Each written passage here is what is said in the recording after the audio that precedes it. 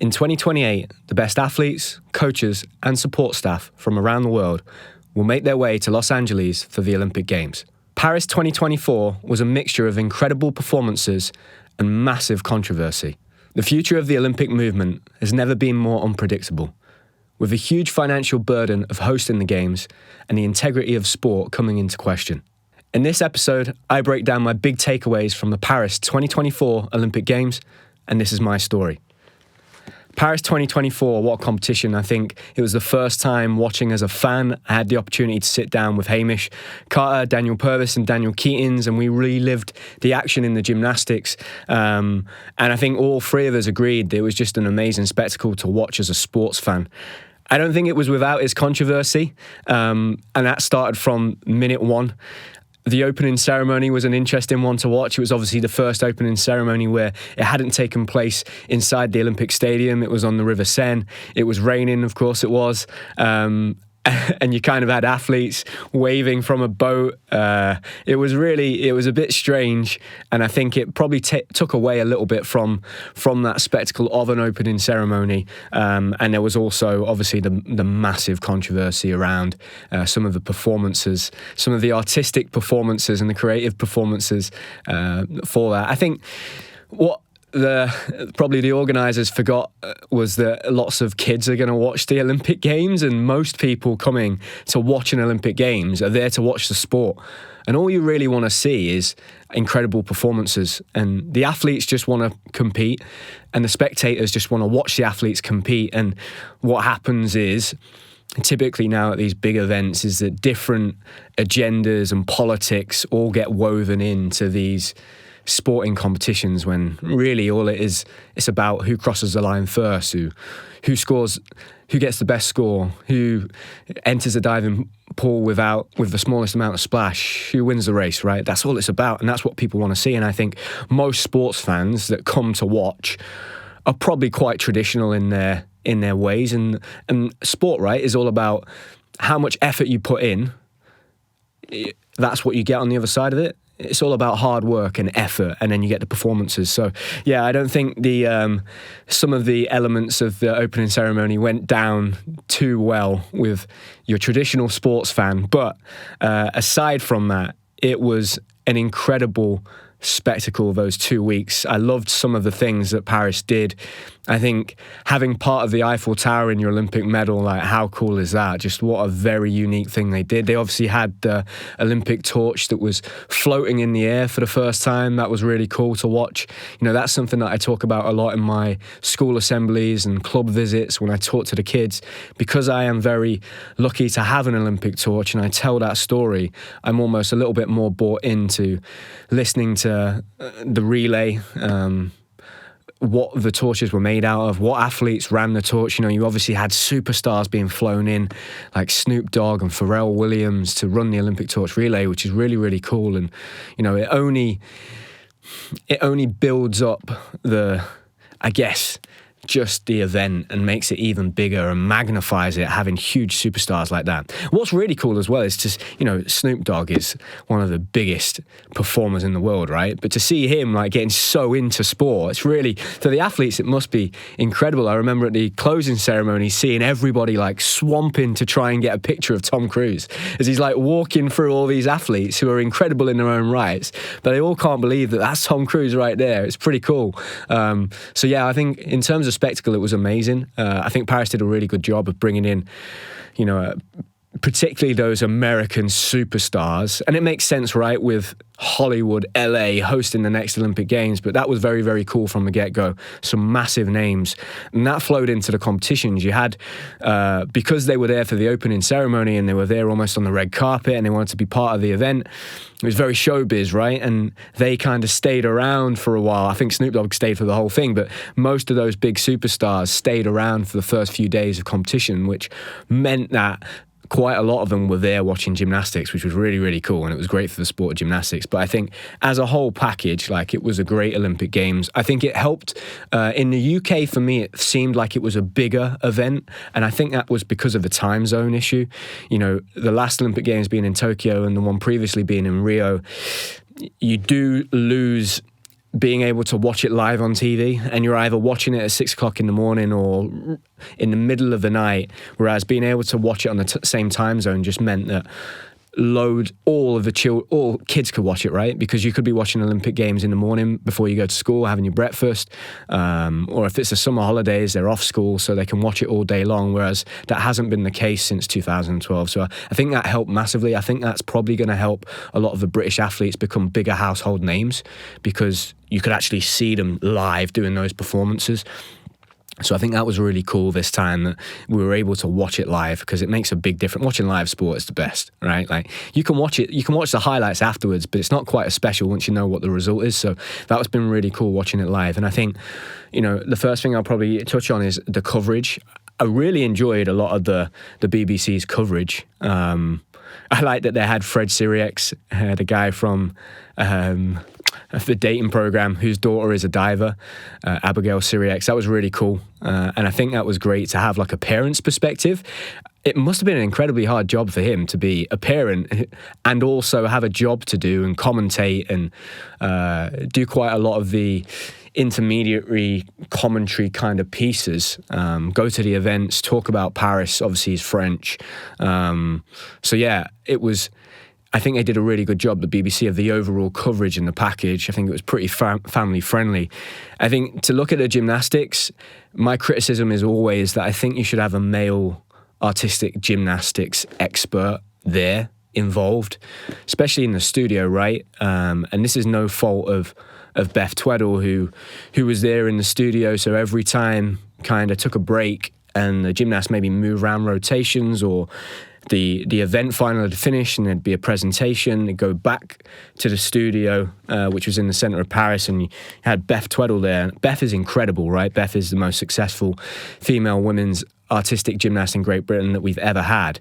But to ask her to commentate, to talk about rings or to talk about parallel bars is very challenging, and I can see her feeling slightly uncomfortable about that. And I would feel exactly the same if I was being asked to talk about A bars. There are certain elements of asymmetric bars that I can understand to an extent, but I've never swung that apparatus. Like, I don't know the intricacies and the details, and it's more difficult for me to analyze. So yeah, I do feel like, and I think there's a place for both. You don't need to have just a group of pure experts. It's going to be it's going to be technical, factual, just analysis based. You need the mixture, because I do feel like when it's the BBC coverage, that's where the majority of the fans and the spectators are going to be watching. And you need to be able to translate these very complicated routines to the average person that's watching. You're not catering for somebody that's from the world of gymnastics. So I do think that there is obviously a balance that needs to be struck. But for me personally, I would like to see a male gymnastics expert there to talk about men's gymnastics. It just kind of makes sense. This time we had a second option as a gymnastics fan. We could watch Discovery Plus, which was really cool. Now, they had Christian Thomas, one of my teammates. He's been on the podcast. Christian is very, very knowledgeable. I had a little chat with him beforehand. He was excited for it. And Christian actually told me that he'd been asked to commentate on the women's gymnastics, the trampoline and the rhythmic alongside the men's, and he'd refused and said, look, no, you need to get an expert for the women's. I'm going to recommend Danusha Francis.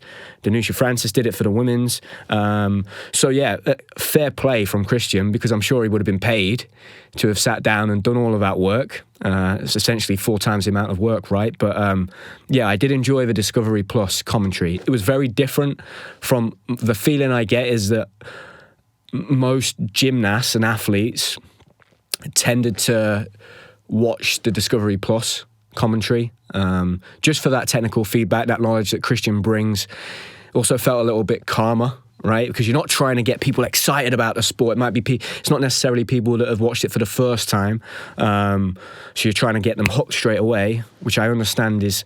And also you've got a lot of kids probably watching on BBC Two, whereas Discovery Plus, I think it was more of a knowledgeable gymnastics audience watching, and I really enjoyed it. And I watched the two, I think, for the apparatus finals. I actually watched the BBC, because I do feel like now... they've been doing it so long, that team, that Matt Baker's voice is kind of synonymous with the men's gymnastics and women's gymnastics at the Olympic Games. So, I flipped between the two, but I enjoyed them both. I think they both try to do something slightly different. I think the BBC's coverage is more catering to the gymnastics fans that don't have fans that are not from a gymnastics background. Discovery Plus seemed to me be more like it was catering to the people that are gonna. I think if you were going to go on Discovery Plus and download that, you would have gone out your way to get it, so you're more likely probably to be a gymnastics fan. So yeah, in terms of the coverage and the gymnastics, there's my thoughts. The rest of the coverage I really enjoyed. My big takeaway from the coverage and the cool thing that I picked up on was I watched a lot of swimming in the first week, and I didn't know that you could get somebody's slipstream swimming in a swimming race. So a lot of the swimmers, what they would do is, if they were, say, in first and leading the race, and the swimmer in second was in the lane next to them, the swimmer in first place would swim right on the edge of their lane to stop the guy in the next lane getting his slipstream. So I had never known that, and that was so cool. And it, that's as a fan, they're the bits of the technical things that you want to learn, because it makes it more enjoyable. So then every race I was watching to see, oh God, are they going to try and get in his slipstream? Where's he going to go? It was really cool. Added a completely new element to me and gave me a newfound respect for the sport as well.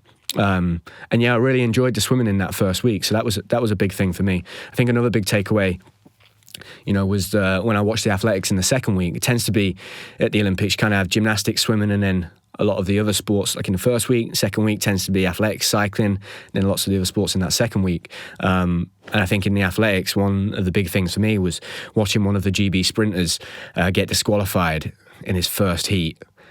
I was trying to get my head around training 4 years and not even running. That must be soul destroying. Gosh, the pressure, the sponsors probably, the support you've had over those 4 years, all that training. Wow. I mean, God, it must, and he just didn't want to accept it. It was heartbreaking to watch. He refused to leave the lane until they had to force him to leave the lane. So yeah, that was one thing that really stuck out to me. One of those stories. I think that's one thing in the Olympic Games. You buy into people's stories. So yeah, that was the opening ceremony, and I think the TV coverage, and then those superstars that were there for the opening ceremony came into that first day of women's gymnastics, and you had Snoop Dogg, Ariana Grande, all of these people, Emily Blunt, I think, watching Simone Biles, and it was quite a spectacle for a qualification event to see a sellout.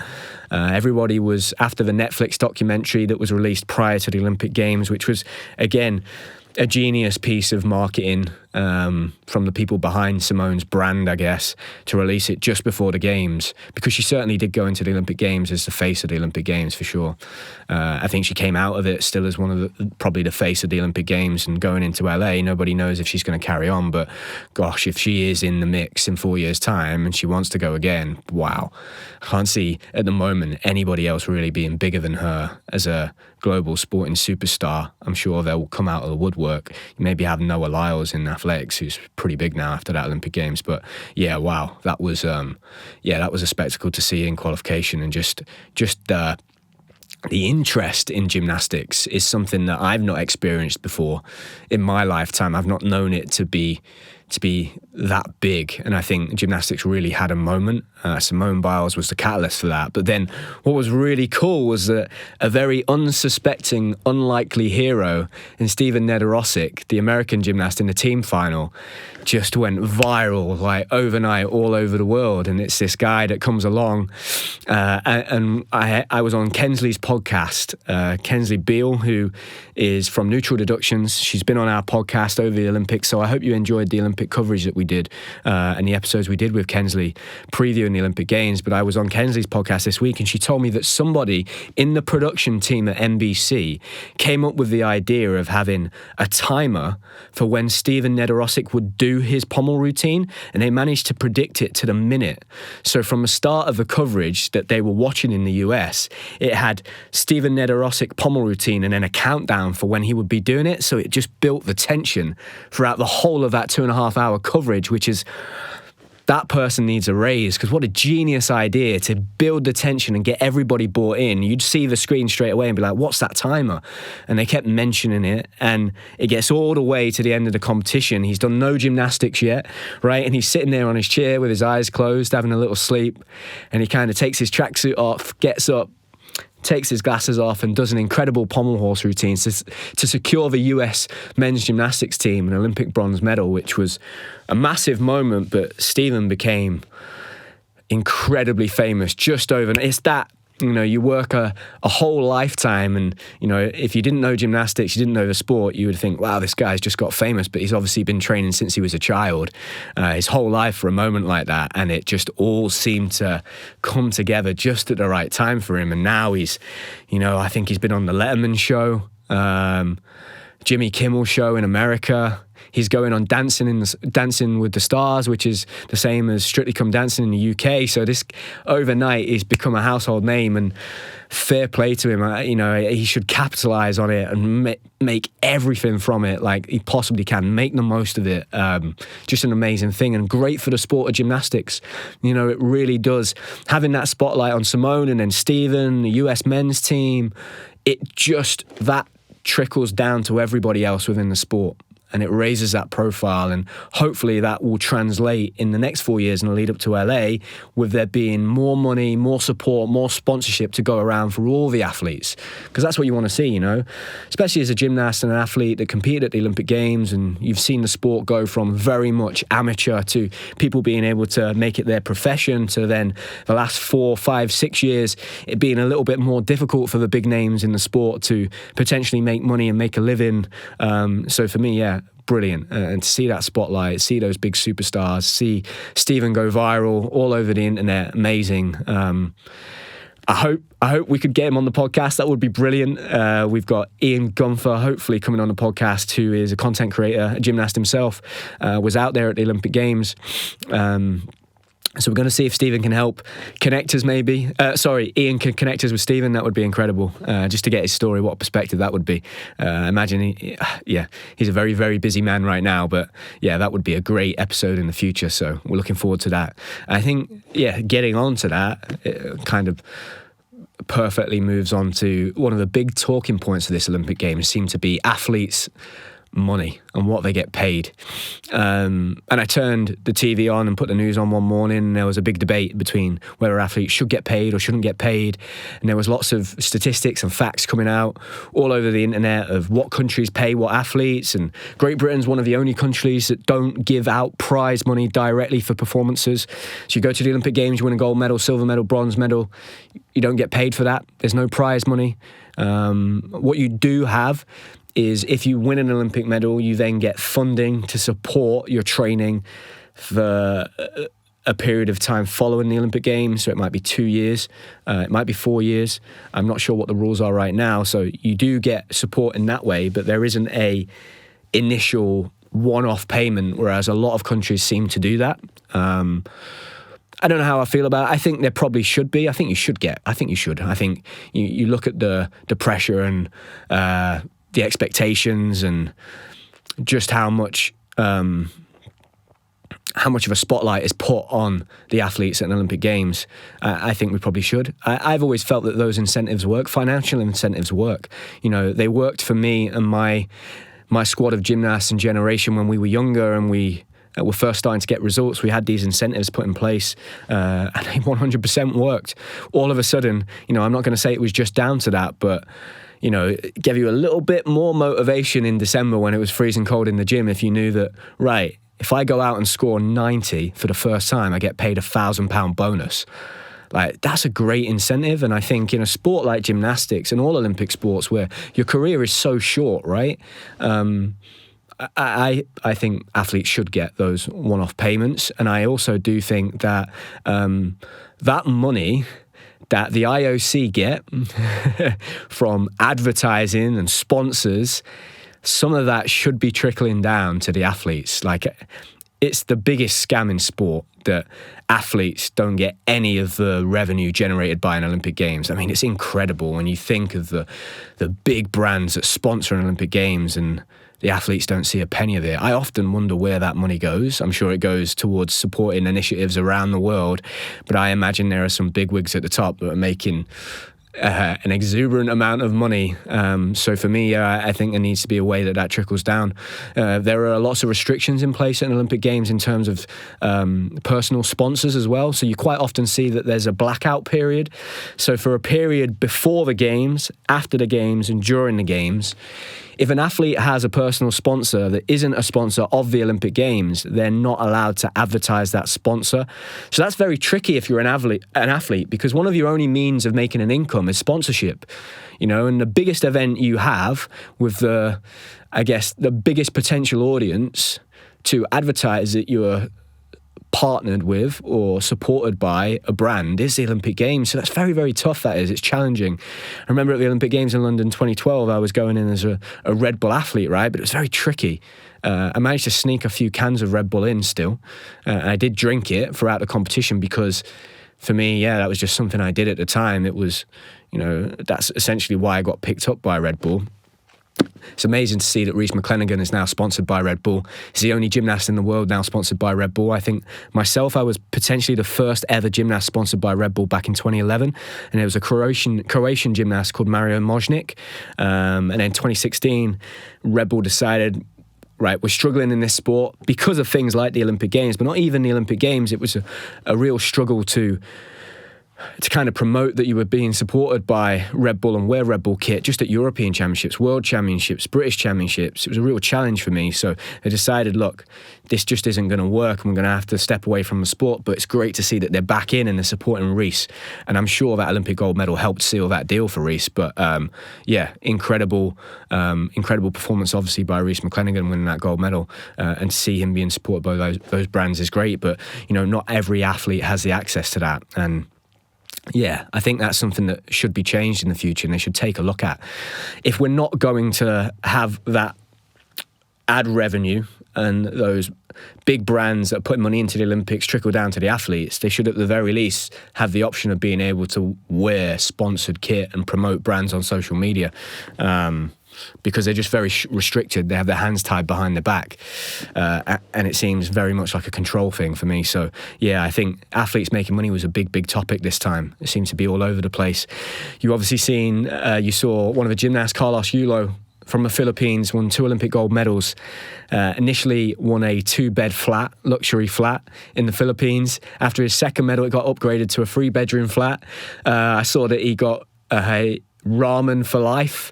He got medical insurance for life, I think, and got all of these things. So they became things that were getting shared online and seeing what other countries were paying their athletes. I think the country that pay the most for Olympic medals is Singapore. I think they pay almost $500,000 maybe. It's pretty incredible. That's like life-changing money. I know in the past Russia have given out cars, and after the Olympic Games they line up all the cars on Red Square. So yes, lots of different countries are funding athletes, and it's something that I'm 100% in support of. Being an Olympian myself, understanding how short your career is, how small the time window is that you've got to earn that money. I think the athlete should be given every opportunity to maximise that and make as much money as possible. I think the next thing I'm going to talk about is judging errors and kind of mistakes throughout the Olympic Games. So the big one for me in gymnastics, which was just a calamity, was the women's floor final. Was just an absolute nightmare and not a good advert for the sport. We'd had in the previous days the issues with the men's floor final, which I've spoke about. For me, that was a real issue. If every athlete and coach sitting at home can see that Carlos Yulo's 2 double fronts were both with bent legs and they should have been given a double tuck, then how are the best judging panel in the world not spotting that and that not being picked up? That's a massive question for me. I don't think it's great for the sport and the advert of the sport. It actually left me thinking, wow, God, you really can, like, things can be manipulated or mistakes can be hidden and covered up. And when it came to the women's, it was even bigger, that mistake, because, you know, they originally awarded the Romanian girl the bronze medal. She gets up onto the podium and she's standing there with the Romanian flag.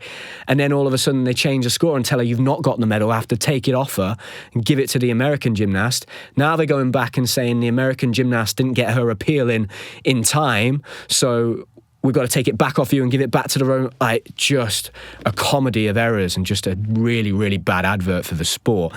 They're now asking the American girl, I think, to give her medal back. She's refusing. I don't think you can do that. You know, that is a judging mistake and a gymnastics mistake. The FIG, they've made that mistake and they're going to have to own it. And if I'm that American girl, I don't think she should be given that medal back. And I also think the Romanian girl should get her medal. You know, they've made the mistake. And one thing that I think could potentially help is some accountability. You know, maybe a press conference with the head of the FIG and all the important people in gymnastics. The head of the women's judging technical committee and the men's judging technical committee should sit and have a press conference, and people should be allowed to ask questions. And they should have to answer what went wrong and explain themselves, because then that accountability is going to mean that if there is a big mistake like that, it isn't just brushed under the carpet, because ultimately what happens is the sports just want to save face and they want it to go away quietly. But for me, that's a massive mistake. It reminded me of the Athens Olympic Games in 2004 when the Korean gymnast was given the wrong start value on parallel bars. So not a subjective part of the final score, purely a technical thing. They got it wrong. They made a mistake, and he should have been the Olympic champion. And the American gymnast Paul Ham was given the gold medal. They asked him, actually a letter was released in the last month when this has happened again, you know, a similar situation with the American gymnast on floor. A letter has been released, or the FIG had sent to Paul Ham, basically asking him if he would give his medal up and give it back or whatever. He chose not to do that. And again, I don't really blame him. If you've worked your whole life for the Olympic Games, the judges make a mistake. It's not your mistake, right? So, very controversial, but I think some accountability, the judges having to come out and explain the mistake they've made would be huge. And I think that would certainly reduce the potential for big mistakes like that. And the other thing that I saw, and look, gymnastics isn't the only sport. Look, boxing is another very controversial sport. So I think any of those mixed martial arts type sports where it's up to it goes down to the judges' scorecards is always going to be controversial, right? And there's always going to be people that disagree. But you do have to think about the athlete's well-being. That young girl, she wasn't very old. She's got an Olympic medal, first Romanian Olympic medal in a very long time. And then boom, you just bring her. Oh, can you imagine what she's feeling like? Wasn't very well thought through, and they didn't handle it very well at all. And for me, it did leave a bit of a bad taste in the mouth. Those two situations for me, the men's floor and then the women's floor final, were just not great. So there's something in the water with the floor judging panels, but it wasn't great. It wasn't good. And we haven't seen many big mistakes at big major competitions like that in a while. So I'm imagining everybody at the FIG will be very frustrated that that's happened on a global scale at the Olympic Games with the world watching. I'm sure there'll be some changes made to make sure that doesn't happen in 4 years' time, because it's the biggest opportunity for the sport to sell itself, right? And you don't want controversial situations like that becoming the headlines and taken away from the performances of people like Simone or Steven Nedorosik or Carlos Ullo. So, that was probably the judging for me. And then the one thing that I did see that baffled me was I watched the women's shooting, and we had a girl get to the final, and she was going for the gold medal against an athlete from Chile, and she actually shot the clay. But because in shooting they don't have video replay, the judges said that it was no shot, but we could all see it at home on the TV that she'd hit the clay. And I couldn't get my head around that. And she took it so well. Like, they interviewed her afterwards and she didn't really mention it. Like, I'd have been raging, man. Like, you've actually hit the clay, but because they've got no replay and they're not allowed to go back and look at it on a screen, mad that we at home could see that she's hit the clay. So technically she should be still going to compete for the Olympic gold medal. But yeah, it just blew my mind. But credit to her. She took it so well. It was a great story. She just had a baby and she was there competing at the Olympic Games. But yeah, unbelievable. Like one of the craziest things I saw throughout the games, I think, from a judging perspective. Next thing I think I'm going to talk about is a bit like that, and seeing Abigail win that Olympic silver medal is my favourite moments from the Olympic Games. I think, you know, like I said, I'd watched the swimming. I really enjoyed the swimming and got really into a lot of the swimming races. And seeing the young French swimmer who was like an icon there in France, and seeing that stadium in France just go wild for him was pretty amazing. So I loved watching the relay, and the men's relay where we won was really, really cool. Swimming is one of those sports that I have a lot of respect for because I'm awful at it. I just can't swim. Like, I struggle massively. I don't know whether it's my asthma. I'm just not good at swimming. I can swim, right? But I just don't enjoy it. I'm not great at it. I used to dread those sessions when I was doing my rehab with my ankle. My physio at the time, a lady called Ali, who was brilliant, she would walk me over to the swimming pool at Loughborough where all the Olympians train, and I'd have to swim in a lane next to them, and it was just, I'd get so nervous. And I'd be swimming with, like, you'd have literally lots of these swimmers. Adam Peaty was at Loughborough when I was at Loughborough swimming, and they'd be swimming and like going so ridiculously quick, and I'm literally like, and it would always be like a middle lane, which was the lane that was free, and I'd be like literally doggy paddling, nearly drowning, trying to like stay afloat. Yeah, not cool. But yeah, it gave me a lot of respect. And they only had the pool, I think, at that time. It was just half the length. So it was only 25 metres. And trust me, when you're in a pool, and it's 25 metres looks like a long way. So 50 metres is just madness. It's really cool in Loughborough in that swimming pool because they have these huge, gigantic banners that go from the top of the swimming pool building right to the bottom with all the Olympians and world medalists that have ever come out of Loughborough University. So it's a really cool place to go. But yeah, so I did my swimming with my rehab at Loughborough. But yeah, those were big moments in the pool. I think in the athletics, there was a sprinter, a GB sprinter that had this mullet. Me and Connie called him Sonic. He was awesome. Just a young lad, kind of came out of nowhere, was actually coached by Carl Lewis, which was really cool. And one thing I got really into ahead of the Olympic Games was the athletics, because I watched Sprint, the Netflix documentary. And so I started following all of these sprinters. And the sprinters are fascinating characters, man. Some of them are like larger than life. The female sprinter, the American sprinter, she has these like nails that are like this long and her hair is like wild. And I'm thinking, surely that's slowing you down when you're running. Big personalities. Obviously Noah Lyles going in and making a big deal saying that he's going to win the 100 and 200.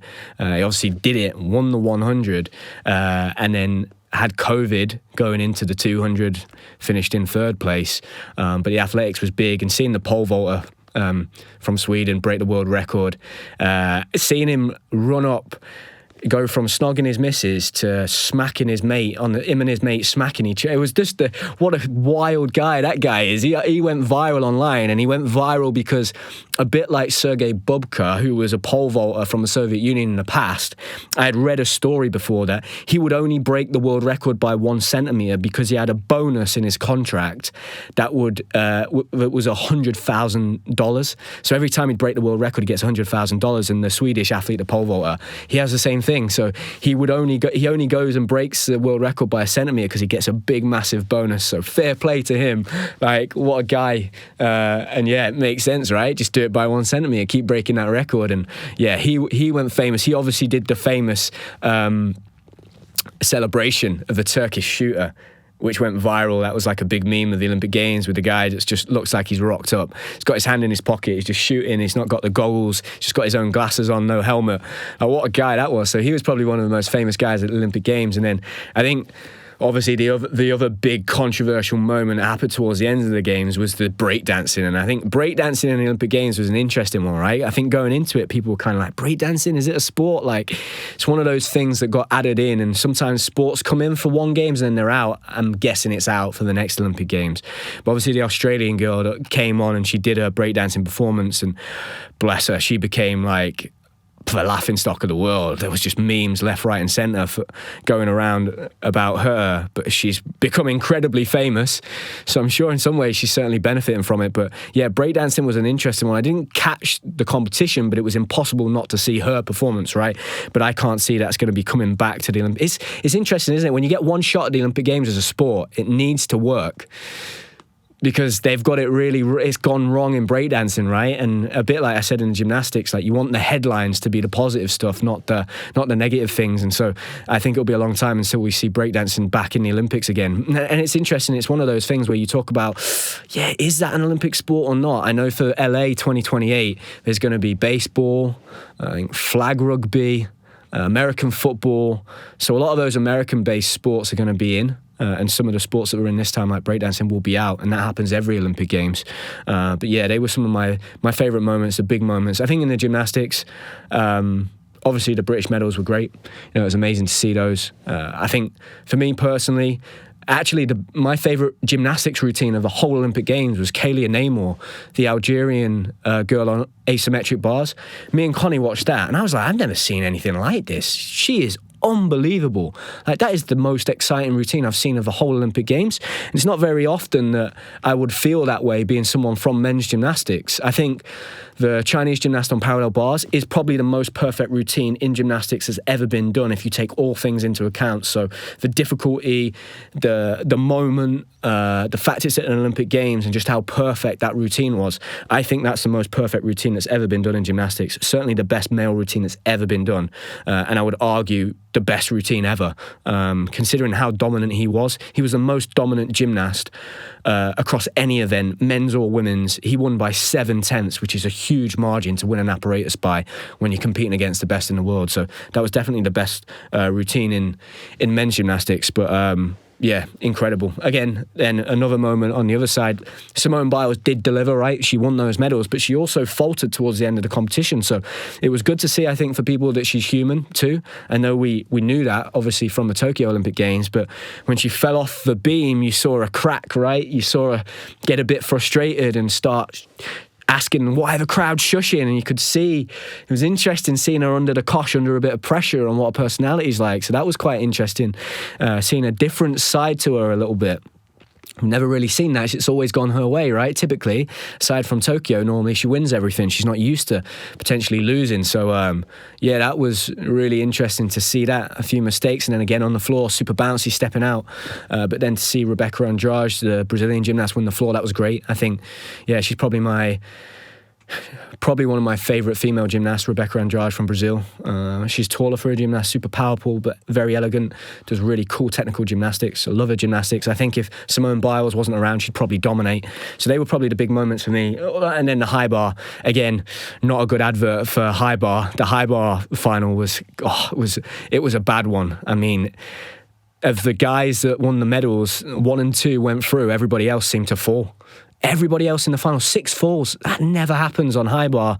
And I think for spectators watching, they must have been thinking, what the hell is going on? And actually, Christian Thomas, his commentary, he actually said in commentary, I can't explain this. I don't know what to tell you. I don't know why they're falling off so much. So, yeah, they were probably the big moments for me in the Olympic Games, and the ones that stuck out. And, yeah, just really cool that gymnastics had its moment. And I think for the future of the Games, it's very unpredictable. It's really unpredictable. You know, we have competitions now like the Commonwealth Games where they are struggling to get anybody to host it. No one wants to host the Commonwealth Games anymore. And Glasgow, from what I understand, have said, we will host it, but we're going to reduce the sports and we're going to do it on a budget. You know, we had the Glasgow Commonwealth Games in 2014, the one that I competed in, and it was an amazing event. But, you know, to have it in such quick succession back in the same city, it doesn't give you a lot of confidence for the future of that competition, the Commonwealth Games. And the Olympics is starting to show signs of similar things. They struggled so much to get somebody to host the 2028 Olympic Games that when they announced Paris, they decided to announce 2 games for the first time ever. So they announced that Paris would host the Games in 24, and at the same time they announced LA would, because they were so nervous about getting to 2028 and struggling to find someone that would take on that financial burden and that risk of hosting the Games. You know, you see the numbers up in the billions, right? And you look what's happened to countries like Greece. A part of why Greece struggled so much in the financial crisis and went bankrupt was the amount of money they spent on infrastructure for the Olympic Games in Athens. You look at Rio, most of those stadiums in Rio don't get used anymore. You know, there were pictures of the Olympic swimming pool and diving arena that went out a number of years ago in the lead up to Tokyo, and the water's all green, they don't get used. So that legacy becomes a big question. I think London have done a pretty good job of reusing those stadiums, repurposing them to football stadiums or using them for other events. So I think London did a great job. I think Paris have done a good job of... Paris put a lot of makeshift arenas up, which was really cool. They used a lot of the landscape and the famous buildings in Paris to make it more of a spectacle. I think that was brilliant. That was a really smart thing to do. And I think you're going to see more of that in the future. As you go into competitions like LA, I think they're going to use existing stadiums and try and minimize how much they're spending, because it's just a huge cost, and ultimately the taxpayers have to pay for that at the end of the day. So it then becomes a harder sell. I went to Ireland for a training camp, and I was listening to the radio in the car on the way to the gym in the morning, and I heard them talking about how the French people, the Parisians, were very frustrated because they'd been promised they was going to bring all this money in the Olympic Games, and it just didn't happen like that. And a lot of the Parisians left the capital because they didn't want to be there when the tourists came. So yeah, very unpredictable times, I think, for the Olympic movement. And when you see things like the controversy in the boxing, to the extent that they might not even have boxing in the Olympic Games next time, which is mind-blowing, right? Boxing is one of the oldest sports in the world. You can't not have boxing there. And for the IOC to go against what boxing's doing externally, it doesn't look good. And it makes it very unpredictable, I think, for me, for the future. And then the other thing that I have to talk about for sure is, you know, the amount of Chinese swimmers that were potentially should have been banned, and there was question marks around their samples, drug testing samples, and then they threw it back at the Americans. And I have to say, you know, I watched all of the athletics, and to see the medal table at the end in the athletics, and for the Americans to have 34 medals in athletics and the next best team have 10, that did raise my eyebrows. So I went straight onto Google and typed in American athletics drug doping, and straight away stories came right up with American athletes that have been cleared to compete at the Olympic Games but had questionable samples that were argued that they were contaminated meat. And for me, I think that question, there was a lot of content being created online, particularly on YouTube, where you had people that had helped athletes in the past cheat at an Olympic Games. And I watched one video that was really interesting, and it was this American guy who had his own laboratory, private laboratory, and he started to help athletes cheat. One of them was Marianne Jones, who was very famous. She's one of the biggest athletes in the world around the year 2000, then tested positive. She was one of the athletes he helped cheat, and a number of other athletes that he would help cheat and bypass the system. And one funny thing about that documentary was halfway through, this guy, now I don't agree with this, but he says 80% of all athletes at the Olympic Games are cheating.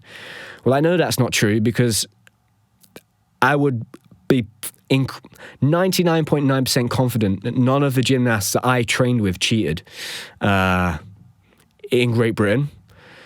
Because number one, the money's just not there. The money's not a big enough lure. You get cheating when you get money. Someone told me once, to get money into sport, for the athletes and the sports stars to make more money, you have to be able to bet on it and gamble on it. You think of all the sports where you make ludicrous amounts of money and it's big prize money, like the Grand National, football, like box, it's all sports that you can bet on, you can gamble on, right? And when that money comes in, there are certain people that are willing to take that risk of getting caught. Because if you get caught and you test positive 2 years after you've won an Olympic gold medal, well, you've still been able to appreciate the fruits of that labor, and you've been able to appreciate being an Olympic gold medalist and getting a sponsorship and the funding and going on TV and getting paid to do appearances. You've had all of that already, you know? And that person that should have had that medal, they haven't had that, and they're not going to get it 2 years later. So it does bring into question the integrity of sport. And halfway through this documentary, when this guy says 80% of athletes, the video he used the clip he used when he explained this was of us lot training in Lilleshall, which was the weirdest thing, because it was made by a guy in America, and it's this documentary, and he's used a clip of all of us lot when we're like 16 at Lilleshall on the parallel bars, and you see Reece Beckford and Max Whitlock sat there, and all of us in the gym training, and it was the weirdest thing. I messaged Reece, I was like, sent him the link, I was like, Reece, have you seen, look at this, and skip to this minute, and it was so strange, I couldn't believe it, that he'd obviously just taken clips online, but took a clip of, I don't know where he'd even get that. It was really, it was super interesting. I can vouch for all of my teammates and say I'd put my house that everybody was clean. But yeah, there certainly was questions around that. 34 medals to 10. That just seems like there's too big a difference. So yeah, I think the integrity of sport is coming into question, and you now have somebody that's trying to put together the enhanced games, which is basically going to be an Olympic Games where you can cheat and you can take whatever you want. So I don't know what's going to come from that. And whether that's going to encourage more athletes that maybe would consider cheating that are at the normal Olympic Games to move into that, or it's going to encourage more athletes that wouldn't normally cheat because people are watching that and they may be accepting it to, I don't know, it's going to, the waters are going to get quite murky, I think. So yeah, the future of Olympic Games, I think, is unpredictable. But having said all of that, I think going into LA and looking ahead at the LA 2028 Olympic Games, I think any athlete would be incredibly motivated at the thought of competing in an Olympic Games in America, right? They do everything to the maximum. It's going to be supersized, like the exposure, how big it's going to be, like the superstars that are going to be there in LA. Like, to win a medal in LA is going to be massive. And, you know, the UK's relationship with with the US is very close, right? It's another English-speaking country, so that helps us. I'm sure it's going to be big news over here. In terms of the gymnastics, looking ahead to 2028, you know, I hope they can put something in place to make sure we're not having those controversial judging moments again. I would love to see a male gymnastics superstar emerge, like Simone Biles. You know, I've spoke about this recently in our Olympic coverage. When I think back and I think of the icons in gymnastics, I think of Olga Korbut, Nadia Comaneci, and Simone Biles. I don't think there is a male icon like that, superstar globally that's known around the world. Now, you would argue that Kohei Uchimura, the greatest male gymnast of all time, is one of them, but you know, you walk down the street and you ask somebody who's Kohei Uchimura, they're not going to have a clue. You ask them who Simone Biles is, there's a good chance they'll know who she is. So, yeah, I think we need a big character, a big superstar in men's gymnastics, and hopefully someone like that can emerge in the next 4 years going into the Games, because it would be brilliant if, you know, one day men's gymnastics can get the exposure that women's does, and can have the amount of kids, young boys taking up gymnastics like the amount of girls that are taking up women's gymnastics. So, yep, I'm excited for LA. I think the British team are going to do well. We've got exciting young talent coming through. We are the junior European champions again. I'm seeing video clips from those guys training. It's so unbelievable, some of the stuff that they're seeing. The boys from the gym in Nottingham, wow, some of the skills that those boys are doing, you know, years ahead of when I was doing those skills or trying to attempt those skills. So, yeah, very exciting. And, yeah, I can't wait, man. I loved it. I loved watching it as a fan. It was incredible. I didn't know what to do with myself after those 2 weeks. I didn't know what to watch on TV. You know, it's just so nice to wake up in the morning, eat your breakfast and have a coffee watching BMX or something. It was just awesome. So, yeah, I hope you've enjoyed our Olympic coverage over the summer. I hope you enjoyed this episode, a little breakdown. Let me know your thoughts. What were the big takeaways for you from the Olympic Games? How do you feel about the future of the Olympic movement? Let me know what you think about the controversy in the gymnastics and the judging. Also, give us a bit of feedback. Tell us what episodes you've been liking. You know, we're at 80 episodes now. I think this episode will be 81. We're closing in on that 100. What I can promise you is that, you know, with your continued support, making sure that you do your best to like follow and support the podcast. We are trying to bring in bigger guests, big names from the world of gymnastics, and also explore some other sports as well. We'll continue to do that. Thank you for everybody that's engaging, leaving comments on YouTube. I see them. Leaving comments on the clips on Instagram. We massively appreciate it. We massively appreciate the sponsors of the podcast, the supporters. So Turn have been incredible over the first 80 episodes. Without Turn, we certainly wouldn't be still here today doing this. And without Gymnastic Planet, Yuri at Gymnastics Planet, they've been incredible. Gymnastic Planet tend to support our episodes with the female gymnasts that we have on, and we've got plans to do more of those episodes in the future. So if there are any girls out there that are listening to the podcast that would like to come on, please reach out. We'd love to have you on and share a different perspective. But yeah, thank you to everybody that's listening to the podcast, that has listened to the Olympic episodes over the summer. And yeah, we appreciate all your support, and I will see you in the next episode.